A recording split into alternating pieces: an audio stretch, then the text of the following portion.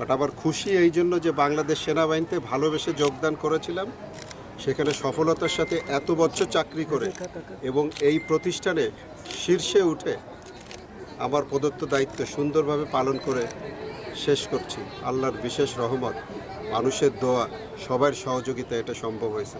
সেই দিক দিয়েও অনেক ভালো লাগছে। এরকম প্রাপ্তি তো খুব কম মানুষের হয়, তাই না? এটা একটা ভাগ্যের ব্যাপার এবং মানুষের দোয়া ছিল বলে ভাগ্যটা এত ভালো।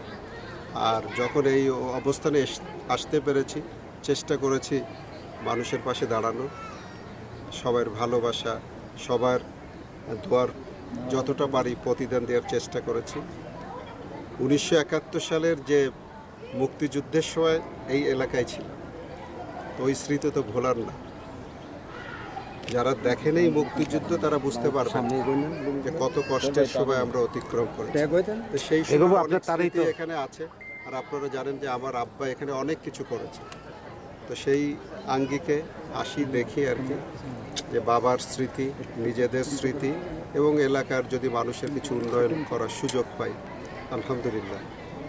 মানুষ চায় কাজ করতে, কিন্তু অনেকে সুযোগ পায়। আল্লাহ সেই তৌফিক দিয়েছে। মানুষের পাশে থাকতে চাই, সারা জীবন মানুষের সেবা করতে চাই, মানুষের দোয়া চাই।